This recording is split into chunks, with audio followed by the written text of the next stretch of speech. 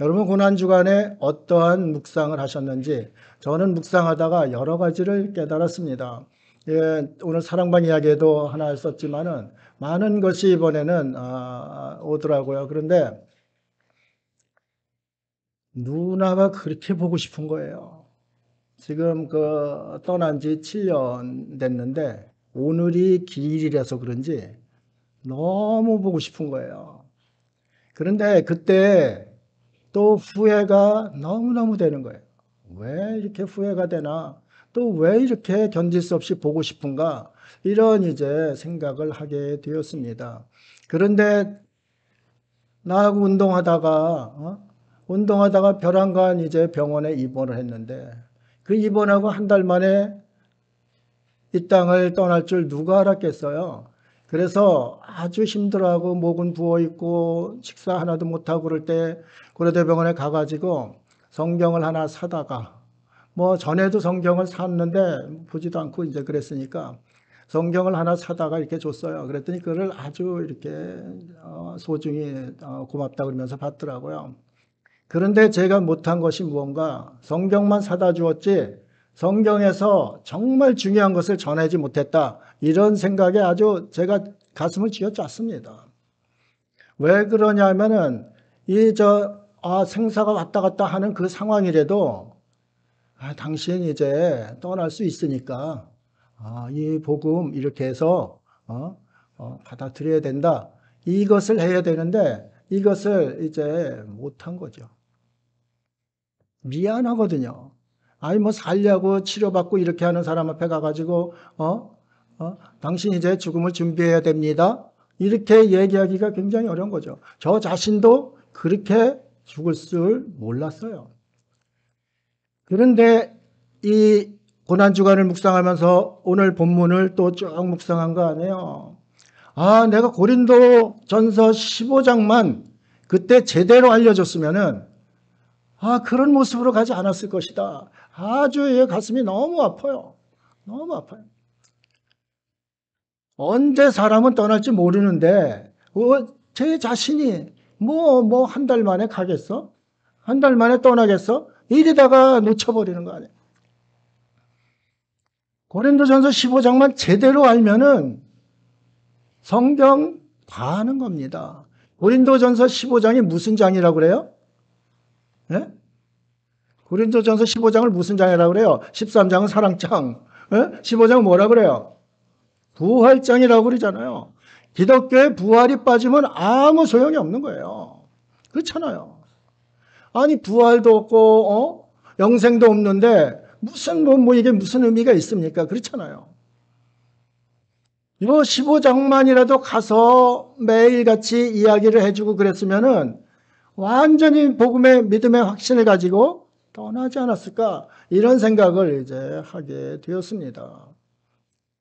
그래서 이게 내가 시간 타임을 내 스스로 만들지 말자 이런 생각이 드는 거죠. 이런 깨달음이 오는 거죠. 사도 바울이 뭐라고 그랬어요? 때를 얻든지 못 얻든지 말씀을 전파하라고 그랬잖아요. 말씀 전파가 뭐예요? 예수 그리스도의 죽으심과 십자가의 죽으심과 부활을 전하는 거예요. 사람이 부활하려면 부활은 생명 아니에요. 다시 붙자의 생명 활자입니다. 다시 생명을 얻는데 그러려면 어떻게 해야 돼요? 다시 생명을 얻으려면 어떻게 해야 돼요? 죽어야죠. 그렇죠? 죽어야 됩니다. 예수 그리스도께서 우리가 그 어떠한 죽음으로 가실 것을 아는 그러한 가운데 우리 대신해서 그러한 죽음을 가셨습니다. 죽음의 길을 가셨습니다. 죽고 나서 그 후에 3일 만에 부활을 하신 것이죠. 그래서 다시 생명을 얻은 것입니다. 우리 그리스도인은 예수 그리스도를 통해서 다시 생명을 얻은 부활 성도들입니다. 그렇기 때문에 부활 성도는 무엇을 해야 되는가? 예수 그리스도의 십자가를 전하고 부활을 증거해야 합니다.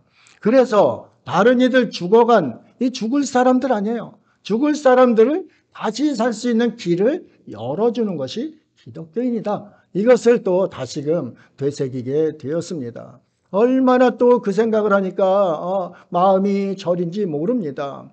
제가 제 생각, 제 시간, 제 타임을 만들어 놓고 하다가 놓친 사람이 너무 많은 거예요. 다음에 하지. 이런 상황에서 뭘 해? 이런 상황에서 무슨 구원, 복음 이것을 전할 수가 있어? 이렇게 하면서 다음 하다가 놓친 사람들이 너무 많은 거예요. 그 묵상 중에 그게 너무 아픈 거예요. 너무 아픈 거예요.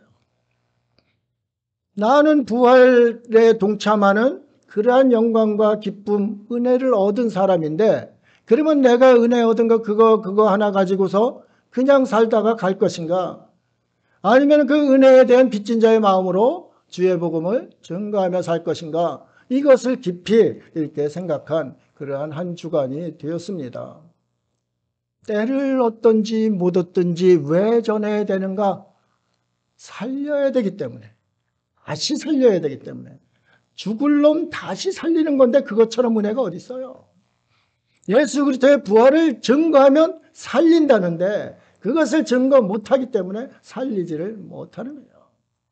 이 땅에 정말 사람들 마음이 열리지 않고 절망 속에서 가던 140년 전에 우리 미국 선교사님들 언더우드와 아펜젤러가 부활절 아침에 제물포 도착한 거 아닙니까?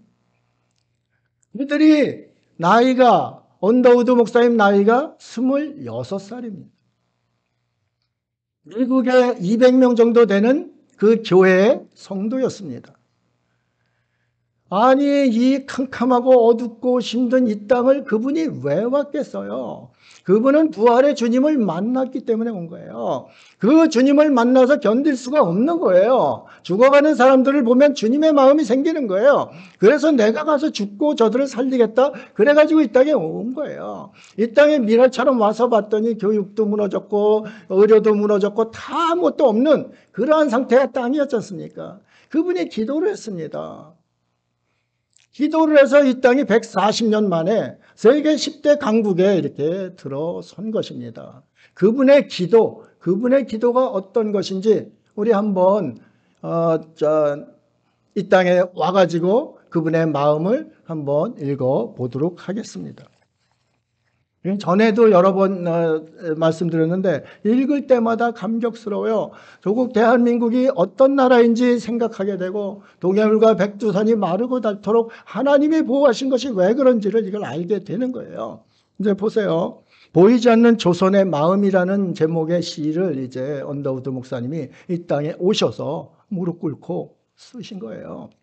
기도시입니다. 주여 지금은 아무것도 보이지 않습니다. 주님 메마르고 가난한 땅, 나무 한 그루 시원하게 자라오르지 못하고 있는 땅에 저희들을 옮겨와 심으셨습니다. 그 넓고 넓은 태평양을 건너왔는지 그 사실이 기적입니다. 주께서 붙잡아 뚝 떨어뜨려 놓으신 듯한 이곳, 지금은 아무것도 보이지 않습니다. 보이는 것은 고집스럽게 얼룩진 어둠뿐입니다. 어둠과 가난과 인습에 묶여있는 조선 사람뿐입니다. 고통은 고통을 고통인 줄 모르는 자에게 고통을 벗겨주겠다 하면 의심부터 하고 화를 냅니다. 조선 남자들의 속셈이 보이지 않습니다. 이 나라 조정의 내심도 보이지 않습니다. 가마를 타고 다니는 여자들을 영영 볼 기회가 없으면 어쩌나 합니다. 조선의 마음이 보이지 않습니다. 그리고 저희가 해야 할 일이 보이지 않습니다. 그러나 주님 순종하겠습니다. 겸손하게 순종할 때 주께서 일을 시작하시고 그 하시는 일을 우리들의 영적인 눈이 볼 수 있는 날이 있을 줄 믿나이다. 믿음은 바라는 것들의 실상이요 보지 못하는 것들의 증거니라고 하신 말씀 따라 조선의 믿음의 앞날을 볼 수 있게 될 것을 믿습니다. 지금은 우리가 황무지 위에 맨손으로 서 있는 것 같으나 지금은 우리가 서양 귀신이라고 손가락질 받고 있사오나 저희들이 우리 영혼과 하나인 것을 깨닫고 하늘나라의 한 백성, 한 자녀임을 알고 눈물로 기뻐할 날이 있음을 믿나이다. 지금은 예배드릴 예배당도 없고 학교도 없고 그저 경계유심과 멸시와 천대함이 가득한 곳이지만 이곳이 머지않아 은총의 땅이 되리라는 것을 믿습니다. 주여 오직 제 믿음을 붙잡아 주소서. 아멘. 이렇게 기도를 했습니다. 140년 된 지금 우리가 이 복음을 받고서 부활에 참여하는 성도들이 되었다는 겁니다. 그러면 우리가 전하는 그들을 통해서 또 이렇게 변화가 되는 것. 부활은 뭡니까? 다시 사는 거예요. 생명이 다시 사는 거예요. 하나님 말씀은 살아있습니다. 살아있기 때문에 부활의 복음을 증거할 때 그들이 살아나는 겁니다. 이것이 부활의 신앙입니다. 이게 기독교인들한테 이런 것이 없다면 아무것도 아닌 겁니다. 그래서 대한민국을 다시 살릴 수 있는 것은 무엇이다? 예수부터의 부활이다. 부활신앙이다. 교회만이 이 나라를 살릴 수 있다. 이것을 우리가 또 명심을 해야 합니다. 세상은 소망이 없습니다. 어둠 속에 무슨 빛이 있겠습니까? 어둠 속의 빛은 오로지 예수부터의 부활 생명뿐입니다. 우리 속에 있는 그 부활 생명이 빛을 발하게 되는 것입니다. 그렇기 때문에 하나님 안에 들어오지 않으면 너무너무 어두운 그러한 나라를 겪게 될 것입니다. 이 나라 이 민족이 하나님 앞에 정말 빛을 발하면 온 세계가 빛으로 가득할 겁니다. 예수 그리스도의 부활 생명의 빛으로 가득할 것입니다. 언더우드 목사님이 140년 전에 이 땅을 향해서 그러한 마음, 그러한 믿음을 가지고 있었듯이 우리도 이러한 믿음을 가지고 이제 한 걸음 한 걸음 나아가야 합니다. 그러면은 열방이 환하게 빛을 발할 수 있을 것입니다. 세상에 좋은 것들은 썩어질 것입니다. 썩어질 것을 붙들고 있다가 썩은 냄새 풀풀 풍기며 세상을 떠나는 것이 썩을 인생들입니다. 부활의 인생들은 그렇지 않습니다. 통통 튀면서 살아서 역사하다가 주님 앞에 또 살아서 갑니다. 다시 살아서 갑니다. 그것이 부활 성도들입니다. 얼마나 영광스럽고 감격스럽습니까? 하나님 앞에 영광을 돌리고 찬양을 돌릴 그러한 이유가 너무너무 많습니다. 모든 것을 우리가 찬양을 해도 부족함이 있는 것입니다. 하나님을 믿는 우리가 얼마나 은총받은 사람이고 대한민국 하나님께서 은총 줄로 재어준 구역, 이 대한민국에 사는 우리가 얼마나 은총받은 백성들인지 우리는 다시금 깨달아 알아야 합니다. 그러면 우리 대한민국이 무엇을 해야 합니까? 하나님께 영광 돌리는 삶을 살아야 합니다. 선교사님들 세계 2위, 요 작은 땅덩어리에 미국 다음으로 선교사님들 세계 2위로 많이 보내고 있습니다. 인구 밀도에 따라서는 세계 1위입니다. 미국은 인구가 3억이 넘으니까 그 엄청난 인구 중에 많은 선교사가 가는 거고 우리는 5천만 작은 인구 중에 수많은 선교사님들이 그렇게 나간 겁니다. 대한민국을 살리는 것은 그들입니다. 복음을 들고 살아 역사하는 생명을 살리러 나가는 그들 때문에 대한민국이 사는 겁니다. 여러분 참 좋은 교회가 살아있는 부활의 복음을 증거할 때 대한민국이 참 좋은 교회 때문에 살아나는 겁니다. 김영기 장로님이 뭐라고 했습니까? 내가 조국을 위해 기도한다. 조국이여 안심하라 그랬습니다. 우리 참 좋은 성도님들은 그랬으면 좋겠습니다. 내가 조국을 위해 기도합니다. 조국이 안심하라, 백성들이 안심하라, 이런 담대한 믿음을 가지고 주님 앞에 기도하고 주님의 빛을 바라는 그러한 성도들이 되어야 합니다. 부활절을 우리가 그냥 계란 까먹고 그러한 것으로 쉽게 흘려 보내는 것이 아닙니다. 부활은 생명입니다. 살리는 겁니다. 다시 생명을 다시 살리는 것이 부활입니다. 여러분의 손에, 여러분의 입에 수많은 생명들이 살아날 수 있습니다. 언더우드 목사님, 아펜젤러 목사님이 이 땅에 오셔서 복음의 씨를 뿌렸는데 얼마나 많은 사람이 살아났습니까? 세브란스 병원, 그 다음에 배제, 이화, 얼마나 많은 학교와 병원들이 세워졌습니까? 그 세워져서 이 땅이 살아났습니다. 죽음의 땅이 생명의 땅으로 바뀌었습니다. 교회가 가면은 생명의 땅으로 바뀝니다. 성도들이 가는 자리는 생명의 땅으로 바뀝니다. 여러분이 잘나서 그런 것이 아닙니다. 누구 때문입니까? 예수 그리스도의 부활의 권능이 여러분과 함께하기 때문에 그렇습니다. 그렇기 때문에 살아 역사하는 것이 기독교의 역동적인 그러한 모습입니다. 그 역동성을 너무너무 잃어가는 이 땅을 우리는 바라보고 있습니다. 우리 참 좋은 교회가 뭐가 참 좋은 교회입니까? 예수 그리스도의 부활의 생명이 역동하는 역동성이 있어야 참 좋은 교회가 되는 겁니다. 그렇지 않으면 교회도 죽은 것 똑같습니다. 세상은 뭐 살리지 못하는 교회가 무슨 교회라 이렇게 할 수 있겠습니까?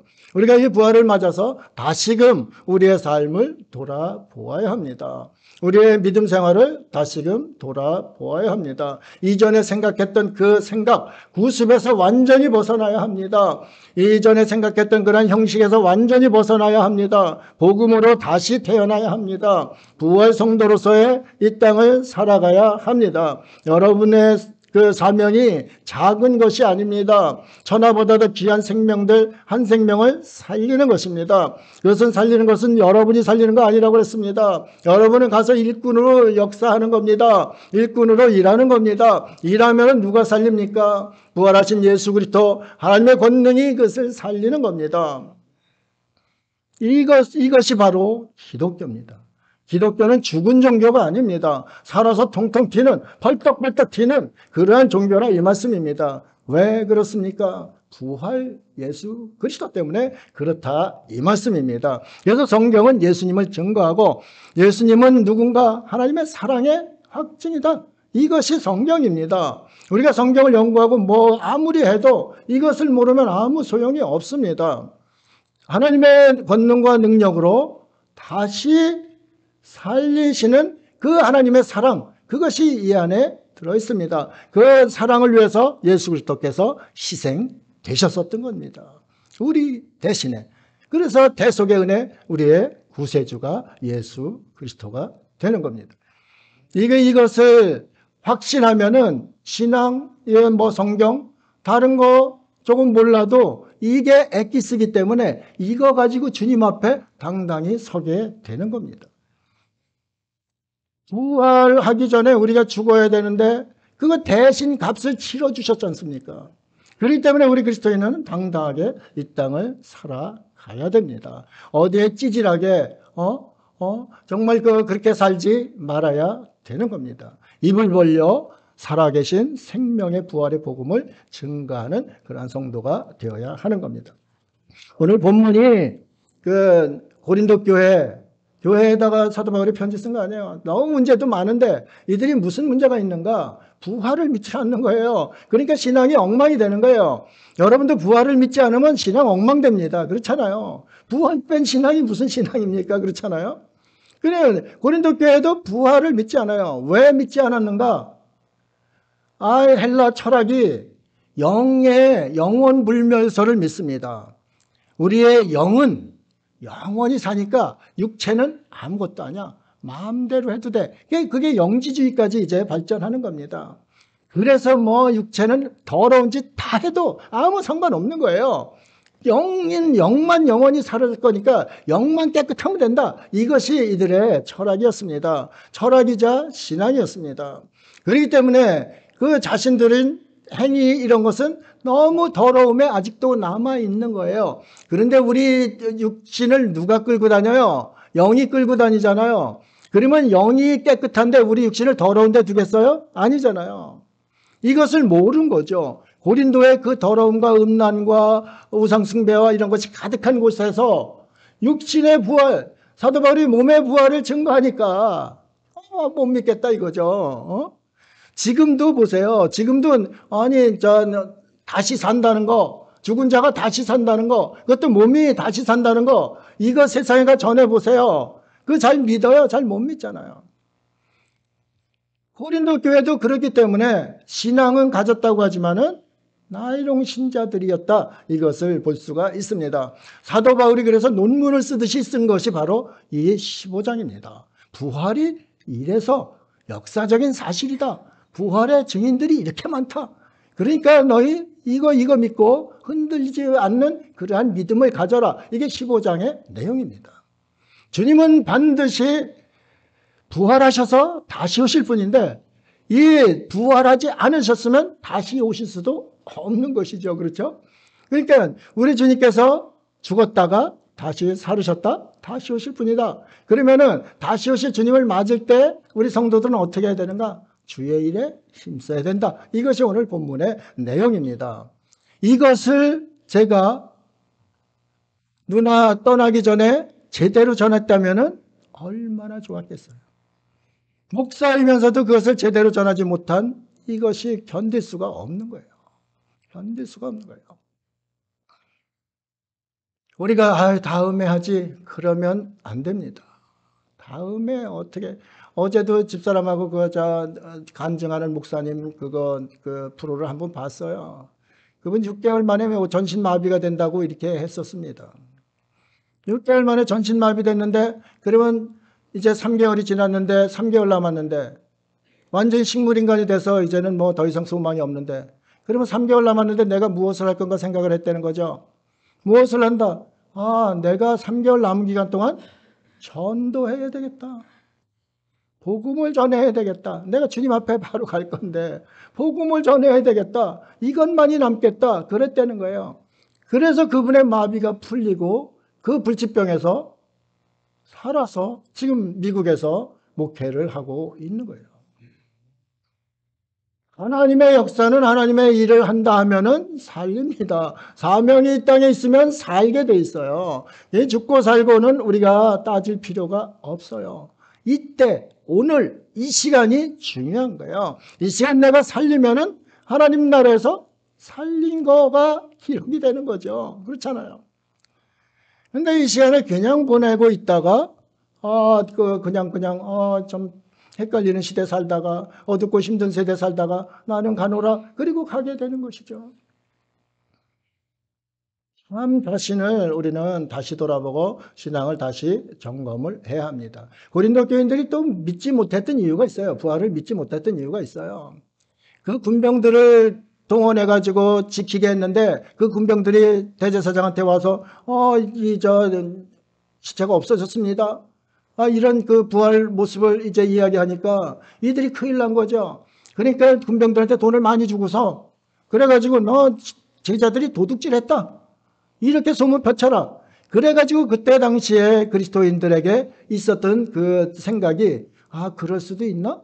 또 어떤 사람은 기절했다가 다시 일어난 거다. 뭐 별 가설이 다 나온 거죠. 환상으로 본 거다. 이렇게 막 얘기를 하는 거예요. 이들이 정리가 안 돼서 헷갈리는 거예요.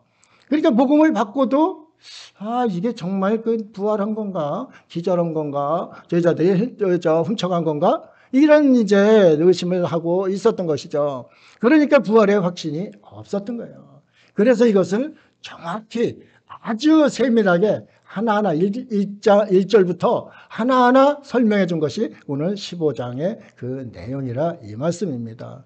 여러분 고린도전서 15장은 정말 매일 봐야 돼요. 매일 봐서 빙빙빙빙 하면 이것이구나 알면은 정말 신앙이 이게 달라집니다.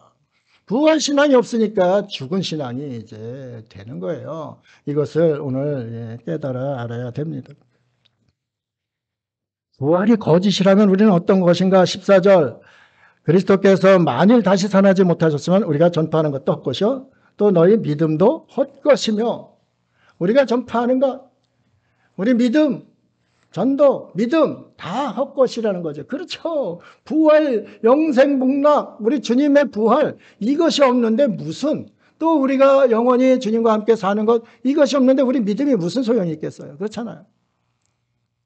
우리의 믿음 또 우리가 전하는 것은 아무 쓰잘데없는 짓 하는 거다. 이렇게 이야기를 하고 있습니다. 그 다음에 15절 보세요. 우리가 하나님의 거짓 증인으로 발견되리니 우리가 하나님이 그리스도를 다시 살리셨다고 증언하였습니다. 우리가 증언한 것이 뭐예요? 예수 그리스도의 부활 증언한 거 아니에요. 다시 살았다 증언한 거예요. 그럼 우리는 가짜뉴스 유포자예요. 거짓 증인이라 이 말씀입니다. 그렇잖아요. 그런데 우리는 거짓 증인이 아니에요. 진리를 말했기 때문에 거짓 증인이 아니에요. 그것을 이제 역설적으로 이야기를 해주고 있는 거예요. 또 보세요. 17절. 그리스도께서 다시 살아나신 일이 없으면 너희의 믿음도 헛되고 너희가 여전히 죄 가운데 있을 것이요. 우리 죄와 사망의 문제를 해결해야 되는데 그것을 해결 못하고 계속 있는 거예요. 무엇이 없다면? 예수 그리스도의 부활이 없다면 부활이 거짓이라면 우리는 죄 가운데 아직도 있다. 이것을 이야기하고 있는 거예요. 죄 가운데 있다는 것은 끔찍한 일이에요. 우리가 한 번 죽는 것은 정한 것이요. 그 다음에 심판이 있다. 무엇으로 심판을 해요? 죄로 심판하잖아요. 그럼 죄 가운데 있으면 우리는 영원히 소망이 없는 거예요. 지옥문에 들어가기 전에 써 있는 것이 있다고 합니다. 여기에 들어오는 자 희망을 버려라. 지옥에 무슨 희망이 있습니까? 여기에 들어오는 자 희망을 버려라. 그 생각하면 아주 끔찍하지 않습니까? 내 사랑하는 형제 자매들이 지옥문에서 여기에 들어오는 자 희망이 없다, 그것을 본다고 생각 한번 해보세요. 이거는 뭐 말도 못한 고통과 괴로움 속에 빠질 수밖에 없는 거예요. 이거는 생각으로 있는 것이 아니라 그것이 실제로 일어나는 일임을 성경은 증거를 하고 있어요. 예수 그리스도의 부활도 456회나 부활한다 이것을 이야기했습니다. 예수 그리스도의 십자가의 죽음과 부활을 한 번 예언한 것이 아니라 456번을 예언했다 이 말씀입니다. 그 456번 예언한 것이 성취된 것이 예수 그리스도의 부활입니다. 한 사람이 얘기한 것도 아니고 몇천 년을 내려오면서 예언을 쭉 한 것이 그게 성취된 모습이 부활이라는 거죠. 이것처럼 확실한 것이 어디 있어요? 그렇잖아요. 2000년 전에 우리나라 역사 아마 역사 잘 공부하신 분들은 알 거예요. 예수님 당시에 우리나라 역사 거슬러 올라가 보면 박혁거세가 알에서 깨어나는 그 시기예요. 그러면 우리 역사 배우는 학생들은 박혁거세가 알에서 깨어났구나. 이거는 공부하면서 시험 보면서 답을 쓰면서 예수 그리스도의 부활은 믿지 않는 거죠. 수천 년 동안 예언한 456번의 그 예언이 성취되었음에도 불구하고 그것을 믿지 않는 거죠. 예수 그리스도의 부활은 확실한 역사적 사실입니다. 그거는 세계 역사가 기록을 다 한 거예요. 예수가 2000년 전에 이렇게 왔다는 것을 증거하는 거예요. 여러분들 BC가 뭐예요? BC. 예? 우리나라 날력에 보면 BC 이런 거 있잖아요. BC가 뭐예요? 비포 크라이스트예요. 예수님 이전의 역사를 이야기하는 거예요. AD, 아노 도미니가 뭐예요? 예수님 오신 후를 이야기하는 거예요. 그런 세계 역사, 인류의 역사는 예수님으로부터 시작되는 거예요. 그래서 역사라는 그 단어가 영어로 뭐예요? 네? 히스토리 아니에요. 그분의 스토리 뭐예요? 이야기예요. 역사는 그분의 이야기예요. 그분의 이야기이기 때문에 역사가 예수님을 증명하는 거예요. 우리가 그것을 다른 거 박혁거세 아래서 난 거는 이야기하면서 역사가 증명하는 그러한 것은 따르지 않는다. 이게 말이 안 되잖아요. 그걸 믿지 않는다. 말이 안 되는 거죠. 예수 그리스도의 부활은 사실이고 역사적 사실입니다. 그렇기 때문에 수많은 순교자가 나온 거예요. 그거 믿지 않는데 어떻게 순교를 할 수가 있어요? 또 그것을 보고 들은 증인들이 전해줬기 때문에 우리에게도 그 2000년 전에 부활하신 그 주님이 우리에게도 와 있는 거예요. 그렇잖아요. 예수 그리스도의 부활을 확신치 못하면은 여러분들 다시 신앙을 재고하셔야 됩니다. 그렇지 않으면은 이 신앙생활 헛것이 이제 되기 때문에 그렇습니다. 19절입니다. 만일 그리스도 안에서 우리가 바라는 것이 이 세상의 삶뿐이면 모든 사람 가운데 우리가 더욱 불쌍한 자이리라. 세상 사람들이 우리 보면 불쌍하다고 그러잖아요. 이렇게 날씨 좋은데 나가서 좀 놀고 꽃놀이도 하고 배도 타고 이렇게 해야 되는데 교회에 답답하게 들어가 앉아가지고, 찬송 부르고 성경 보고, 지루한 목사님 말씀 설교나 듣고, 저기 얼마나 불쌍해 보이겠어요. 그렇잖아요. 말이 없다면 그런 사람이 되는 거죠. 세상에서 천하의 불쌍한 사람들이 그리스도인이 되는 거예요. 세상 사람들 하고 싶은 거 다 하잖아요. 자기 즐길 거 다 즐기고 다 하잖아요. 그런데 우리는 거룩한 길 간다고 그거 안 하잖아요. 그 유혹 다 뿌리치고 가잖아요. 그 유혹 뿌리치고 가는 게 쉽지 않은 거죠. 여러분 죄를 짓는 건 참 재미있습니다. 그렇잖아요. 여러분 죄 안 져보셨어요? 죄를 짓면 참 재밌습니다. 그렇잖아요. 그렇기 때문에 세상 사람들 죄를 짓는 거예요. 그런데 죄의 길을 가는 것은 거룩한 부활 성도가 가는 길이 아니기 때문에 우리는 그것을 차단합니다. 그 차단하는 힘이 얼마나 힘들어요. 그렇잖아요. 죄를 안 지려고 차단하고 가는 게 얼마나 힘들어요. 그렇잖아요. 그러니까 세상으로 볼 때에는 부활을 믿지 않는 그러한 세상으로 볼 때는 우리가 가장 불쌍한 사람이 되는 거예요. 예수 그리스도의 부활이 없으면 정말 불쌍한 우리가 이제 되는 것이죠.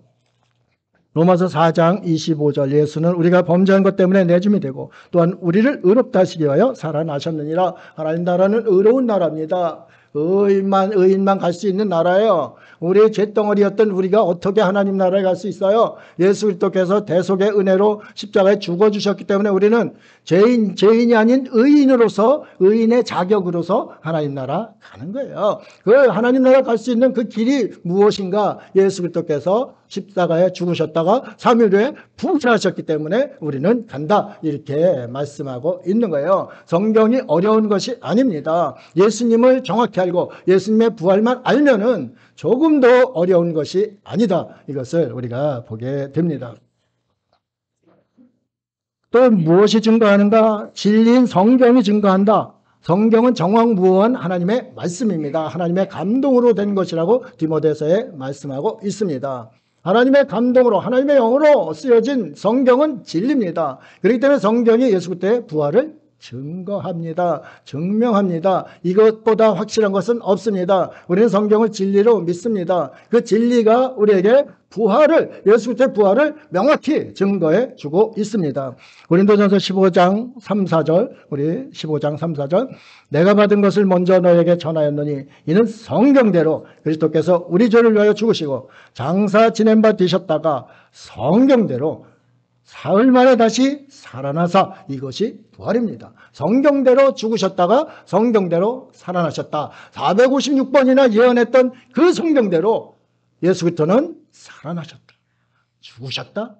다시 사셨다. 이것이 바로 성경이 예수 그리스도의 부활을 증명한다. 이것을 이야기하고 있는 거예요. 그 다음에 뭐 증인들은 수없이 많죠. 5절, 8절 한번 보겠습니다. 게바에게 보이시고 후에 12제자에게와 그 외 500의 형제에게 일시에 보이셨나니 그 중에 지금은까지 대다수는 살아있고 어떤 사람은 잠들었으며 그 외 야고보에게 보이셨으며 그 외 모든 사도에게와 맨 나중에 만삭되지 못하여 난 자 같은 내게도 보이셨느니라. 그러면 성경이 증거하고 그 다음에 무엇이 증거한다고요? 부활을? 증인들은 뭐예요? 부활하신 그 주님을 본 사람들이에요. 막달라 마리아 7 귀신 들렸다가 예수님께 치료받았던 그 막달라 마리아가 최고 먼저 가서 예수님의 부활 모습을 보고 그 다음에 제자들에게 전해서 베드로가 보고 다른 12제자 또 벌벌 떨고 있을 때 문 닫고 벌벌 떨고 있을 때 그때 또 주님 들어가서 보시고. 그런데 여기는 뭐예요? 야고보에게도 보이셨다고 그랬어요. 야고보가 누구냐 하면은 예수님 동생이에요. 예수님 동생은 예수님 죽고 부활하시기 전까지 안 믿었던 사람이에요. 예수님이 하나님이신 것을 안 믿었던 사람이에요. 그 야고보가 부활하신 주님을 만나고 어떻게 되었는가? 예루살렘 교회의 수장이 됐어요. 기둥 같은 사람이 됐다 이 말씀입니다. 예루살렘 교회를 이끌고 갔던 감독이 되었던 거예요. 그 야고보가 예수님이 부활 전에 믿지도 않았는데 어떻게 그렇게 그런 사람이 될 수 있어요? 야고보에게 보이셨기 때문에 그래요. 아니 형이 분명히 죽었는데 십자가에 죽는 거 우리가 눈을 시퍼렇게 뜨고 봤는데 어떻게 살아서 오냐 이 말씀입니다.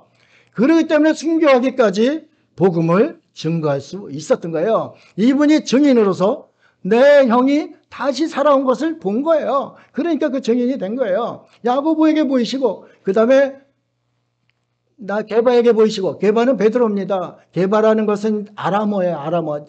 팔레스틴에서 쓰던 그 언어가 아람어예요. 아람어로 게바라고 그런 거예요. 뭐 시라버는 페트로스 이렇게 하고 반석이라는 뜻 아니에요.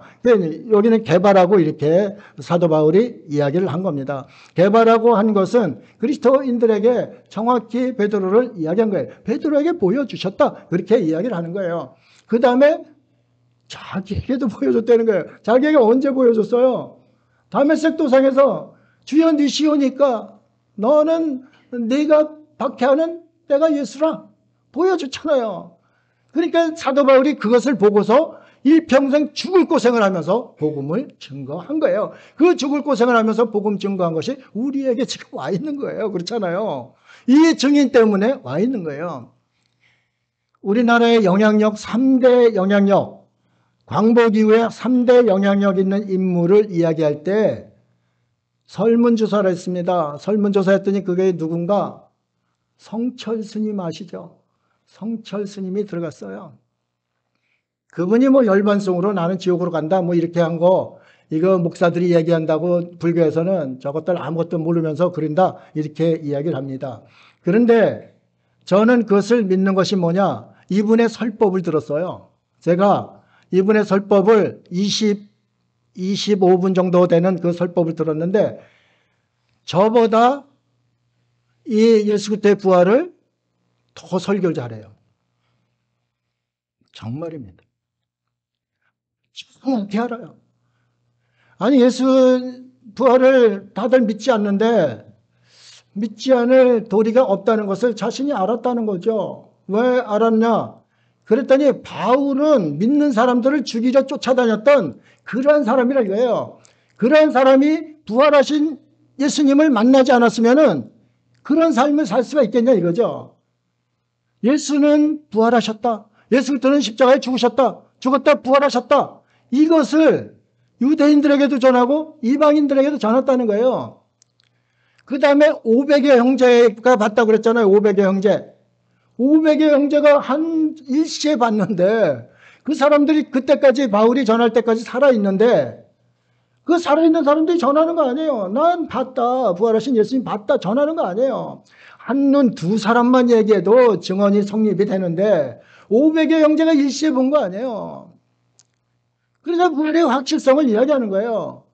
그래 그건 그렇다 쳐도 이분 말씀이 그래요. 그건 그렇다 쳐도 난 바울이 예수 믿는 자들을 박해하다가 예수 믿는 사람들에게 그 그리스도를 전했다는 것, 이것은 인정하지 않을 수 없다 그랬어요. 여러분 한번 그거 찾아보세요. 그분 그 설법 찾아보세요. 그분도 인정을 한 거예요. 부활의 주님을 그분도 인정한 거예요. 그러니까 그분이 인정할 때 열반송에 그럴 수밖에 없었다. 저는 그렇게 생각해요. 불교에서는 뭐 어떻게 설명을 다시 하지만은 저는 그렇게 생각해요. 부활을 인정하신 분이니까 아는 거죠. 모르겠어요? 그런데 그리스도인이라는 사람들이 부활을 안 믿는다? 허다한 증인들이 이렇게 많은데 부활을 안 믿는다? 말도 안 되는 거죠. 정말 말도 안 되는 거죠. 여러분 속에 부활의 확실성을 가지시기 바랍니다. 이 믿음이 여러분을 끝까지 살리실 거예요. 부활은 뭔가 살리는 거거든요. 여러분이 죽을 자리에 있어도 부활의 주님 함께 있으면 살아나요. 여러분이 어떤 상황에 있어도 부활의 주님 만나면 사는 거예요. 부활은 생명 살리는 부활이에요. 생명을 살리는데 다른 거 못 살리겠어요? 그렇잖아요. 우리가 절망 가운데 있을 때 얼마나 많습니까? 부활의 주님 만나면 그 문제가 해결이 되는 거예요. 죽음의 문제까지 해결되는데 다른 인간의 문제가 부활의 주님을 만났는데 왜 해결이 안 되겠어요? 이게 놀라운 고상한 신앙이라 이 말씀입니다. 사도 바울이 그래서 고상해서 난 이거 믿는다 그랬어요. 세상에서 제일 고상한 건 예수 그리스도의 십자가와 부활이다. 이렇게 사도 바울은 확신을 가지고 온 세계를 복음화 시키는데 일꾼으로 쓰임을 받았던 것이죠.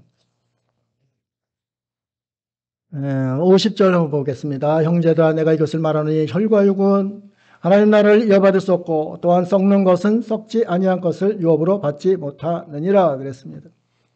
썩을 것으로 하나님 나라 갈 수 없잖아요. 그러니까 부활해서 간다. 뭐 간단하게 이렇게 이야기합니다. 그런데 이렇게 갈 때는 변화가 돼서 간다. 우리 이 썩을 육체로 갈 수는 없다. 그러니까 하나님 나라에 적합한 영생할 수 있도록 유한한 것이 아니라 무한한 육체로 다시 산다.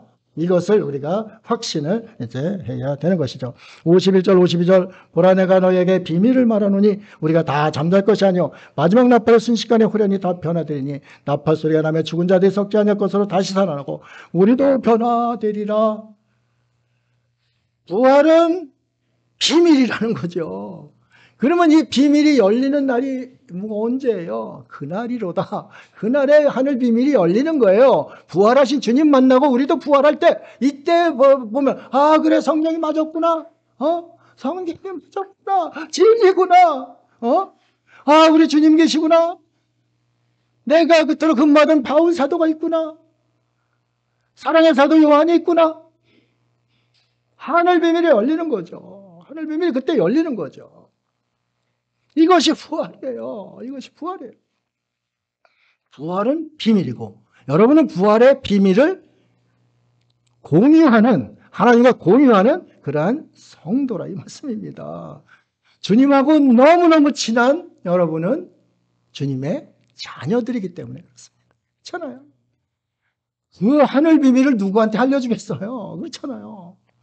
우리는 부활의 그 하늘 비밀을 가지고 있는 공유한 성도다. 참 아주 가슴이 확확 트이죠. 이사야서 25장 8절 사망을 영원히 멸하실 것이라 주 여호와께서 모든 얼굴에서 눈물을 씻기시며 자기 백성의 수치를 온전하게 제하시리라. 여호와께서 이같이 말씀하셨느니라. 사망을 멸하시고 우리의 눈물을 닦아주실 분이 부활하신 예수 그리스도라는 거죠. 요한계시록 여러분 많이 보셨잖아요. 우리의 눈물을 닦아주신답니다. 여러분 이 땅 살면서 얼마나 많은 눈물을 흘렸습니까? 눈물을 흘렸는데 우리 눈물 닦아줄 아무 존재가 없다. 이거 멸망받은 거죠. 그렇잖아요. 우리 눈물 닦아줄 존재가 아무도 없다. 질질 울면서 또 가는데 주님께서 부활하신 주님께서 내 눈물을 닦아주신다. 상상만 해도 가슴이 소름이 끼치고 저리저리한 거 아니에요. 그렇잖아요. 그리스도인은 감격입니다. 사랑입니다. 그리스도는 위로입니다. 하나님의 위로. 부활하신 주님처럼 우리를 잘 아시는 분이 없어요. 그분이 나를 위로하시고 내 눈물을 닦아주실 분이다. 이것을 말씀하고 있는 거예요. 그래서 우리가 어떻게 살아야 되는가? 시간이 좀 많이 됐네요. 우리가 어떻게 살아야 되는가? 55절 56절 사망은 너희 승리가 어디 있느냐? 사망은 내가 쏘는 것이 어디 있느냐? 사망을 쏘는 것은 죄요. 죄의 권능은 율법이라. 율법이 우리를 얽맬 수가 없어요. 우리는 그래서 사망을 향해서 무엇을 하는가? 호령을 하는 거예요. 사망에게 공포에 찔려가지고 두려워서 벌벌 떨던 제자들이 부활하신 주님을 만나니까 사망을 향해서 호령을 치는 거예요. 사망아, 내가 어디 있느냐? 내가 쏘는 것은 굉장히 아프잖아요. 고통스럽게 하잖아요. 인간을 고통스럽게 하는 것이 무엇이냐? 죄와 죽음. 우리를 최고로 고통스럽고 공포스럽게 하는 거 죄와 죽음 아니냐? 죄와 죽음이 어디 있느냐? 호통을 치는 것이 부활 성도의 모습이라 이 말씀입니다. 우리가 그렇게 사는 거예요. 그렇게 사는 거예요. 승리자는 자유함을 누립니다. 부활은 승리입니다. 완전한 승리입니다. 여러분은 완전한 승리의 삶을 살고 있는 거예요. 여러분 속에 부활하신 주님께서 계시기 때문에 그렇습니다. 그래서 완전한 승리자의 삶, 완전한 승리자의 자유함, 완전한 승리자의 당당함을 가지고 이 땅을 사셔야 됩니다. 그렇게 살다 주님 앞에 당당하게 가는 것이죠. 주님께서 이미 그 길을 만들어 주셨기 때문에 우리 사랑의 주님께서 우리의 눈물 씻어줄 준비 수건 가지고 계실 거예요. 그렇잖아요? 그렇지 않으면 피 묻은 손으로 우리의 눈물 씻어 주실 거예요. 준비하고 있는 거예요. 그렇기 때문에 그리스도인은 당당하게 이 땅을 살아야 된다. 57절 우리 주 예수 그리스도 말미암아 우리에게 승리를 주신 하나님께 감사하노니. 그럼 어떤 삶을 살라고요? 감사하는 삶. 승리자의 삶을 주셨으니까 너그럽고 관용하고 여유로운 마음으로 감사하는 삶을 살라. 찌질하게 많은 거 가지고 불평불만하고 욕하고 저주하고 이런 삶 살지 말라는 얘기죠. 승리자의 자유함을 가지고 감사하는 삶으로 하나님께 영광을 돌리라. 그 말씀을 이제 하고 있는 거예요. 마무리합니다. 58절 그러므로 내 사랑하는 형제들아 견실하며 흔들리지 말고 항상 주의 일에 더욱 힘쓰는 자들이 되라. 이는 너희 수고가 주 안에서 헛되지 않은 줄 알미라. 그랬습니다. 여러분이 하는 주의 일은 주 안에서 헛되지 않는다. 여러분이 교회 와서 휴지 하나 주신 거 주의 나라에서 헛되지 않는다. 하나님 나라 일, 여러분 주의 일이 뭐예요? 에? 주의 일이 뭐예요? 교회 청소하는 거예요? 에? 강대상 닦는 거예요? 주의 일이 뭐예요? 이 질문에 여러분이 대답을 하셔야 됩니다. 그래, 말씀이 끝나죠? 에? 주의 일이 뭐예요? 그것도 주님의 일 맞습니다. 근데 제가 질문하는 그 답은, 정확히 답은 아니죠. 그 말씀이 맞지만 정확한 답은 아닙니다. 주의 일이 뭐예요? 오늘이 무슨 날입니까? 여러분은 주의 일 하는 것은 증인된 삶입니다. 예수 그리스도의 부활, 십자가의 죽음과 부활을 증거하는 것이 주님의 일입니다. 기도하겠습니다.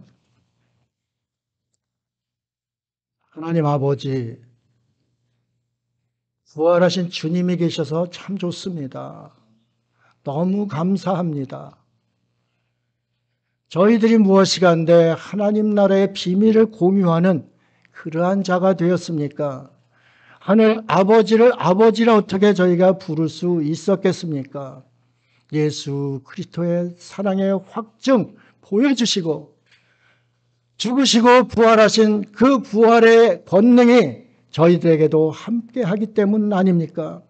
하나님 사랑 입은 자답게 주의 일에 힘쓰는 저희들의 삶 되게 하여 주옵소서. 감사드리며 예수님 이름으로 기도드립니다. 아멘.